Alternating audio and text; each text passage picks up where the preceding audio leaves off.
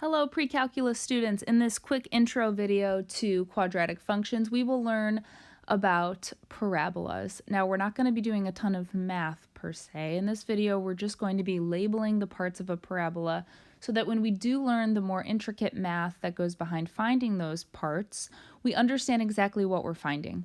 So a parabola, and this is just my own quick definition, is a U-shaped graph, and it's the graph of any quadratic function. So anytime you have a degree 2 polynomial, right, anytime your biggest exponent is 2, if you have x squared, that's a quadratic function, and if you graph it, it looks like a U either opening up or opening down.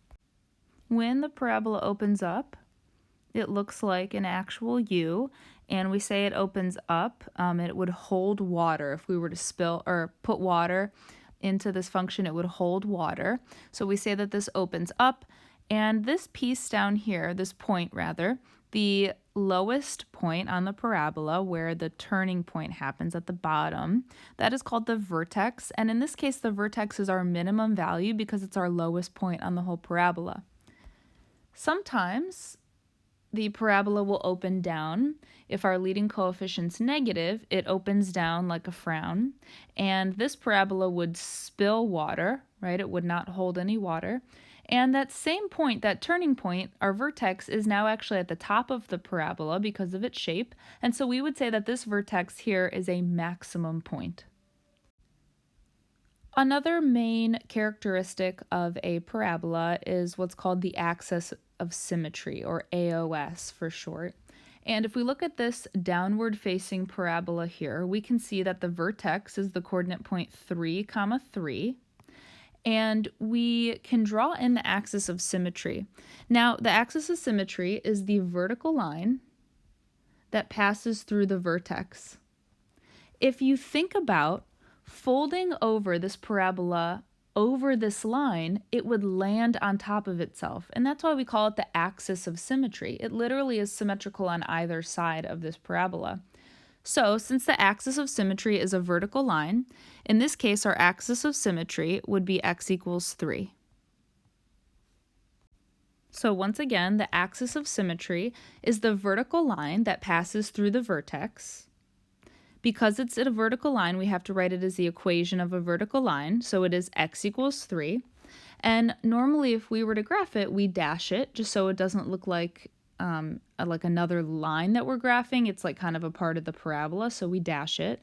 And so it passes through our vertex, and if we were to fold the parabola over on itself, it would land on top of itself. Therefore, it's symmetrical about this axis of symmetry, this vertical line here. Lastly, I want to explore a parabola graphed on Desmos so it looks more official. And this parabola is just a quadratic binomial. It's pretty simple, x squared minus 4. And we can see that this is just a regular x squared parabola, but it's shifted down 4 units on the y-axis. So what I want to do is find a bunch of stuff, a bunch of characteristics of this graph just visually, not really doing any real math. The first thing that I'd like us to find is the vertex and the axis of symmetry. All right, our vertex here is this coordinate point down here. Because this parabola opens up, our vertex is actually a minimum. So our vertex is the coordinate point 0, negative 4. And we would say that this is a minimum because it's the lowest point on our graph. The axis of symmetry is the vertical line that passes through this point. So this vertical line happens to be the y-axis in this case.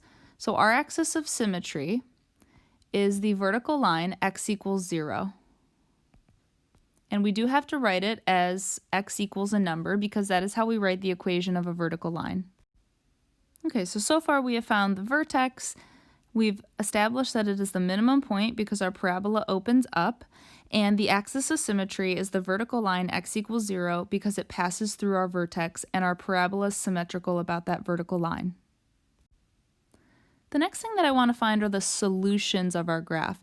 Now in general, solutions are the x-intercepts, there where y is 0. And these, we might have no solutions, we might have one solution. A lot of times we have two solutions with parabolas because it hits the x-axis 2 times. Now in this case, our parabola hits the x-axis at -2 and +2. And again, we're not really doing any math. Yes, we could plug in 0 for y to find this, but I specifically chose a simple function so that we can just do this visually. So we see that our two solutions, aka our x-intercepts, are -2 and +2. And we can just write them as x is those two values. I don't want to put parentheses around it because it's not a coordinate point. I'm just listing what the two x-intercepts are. Next, we want to find our y-intercept. And actually, our y-intercept happens to also be our vertex in this case because this is a special type of parabola that only is a binomial here. There's no x term. And so our y-intercept is where our graph hits the y-axis. It's where x is 0. Our y-intercept happens to be -4.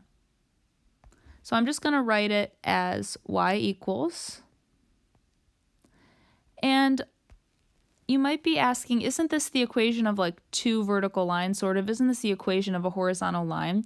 Technically, yes, but because I've established that I'm finding the y-intercept, we understand that this is just a coordinate point. You could also write the x-intercept as two coordinate points. You can write it as -2, 0 and 2, 0. Since those are these two coordinate points. You could also write the y-intercept as the coordinate point 0, -4, since that is this coordinate point down here. However, it is sufficient just to list the x and the y's and not have to write them as coordinate points. The next thing that we're going to look for is the domain and the range. Remember, the domain is what x can be. So for any parabola, the domain is always all real numbers or -infinity to +infinity to write it in interval notation. And that's because we can plug anything into this function f of x equals x² - 4. There are no restrictions on our domain. Our graph is infinitely going to the left and infinitely going to the right, and therefore takes on every single x value in the real number system. Our range, however, is restricted. Our range has a minimum point. We've already established that this point down here is our minimum point. Therefore, the lowest value that y can be is -4, and we take on that value. Our function hits when y is -4. Therefore, since y can equal -4, we put a bracket around it. And then our function goes infinitely upwards, so there is no maximum y value. Therefore, our range goes from -4 inclusive to infinity. The last thing that we'll take a look at is the interval or intervals of increase and decrease. Now remember, we write these as x coordinates. So if we're looking from left to right, our graph, all the way from when x is -infinity all the way to the left, until we hit when x is 0, here, our graph is decreasing. It is going down from left to right. So from -infinity until x equals 0, we have an interval of decrease. So from -infinity to 0, we have an interval of decrease because our graph is going down. Then when x is 0, here, our graph begins to move upwards, and it increases from when x is 0 to when x is +infinity. So our interval of increase goes from when x is 0 to when x goes to +infinity. Again, these are intervals. They're a length, basically, from left to right. So these are x values. We always have open parentheses for intervals of increase and decrease because at a specific point, we technically are not increasing or decreasing at an exact point. All right, so there we have it. We have talked about a little bit about identifying specific parts on parabolas, vertex, whether it's a min-max, the axis of symmetry, if the parabola opens up or down. We looked at the domain, the range, x-intercepts, y-intercepts, as well as intervals of increase and decrease.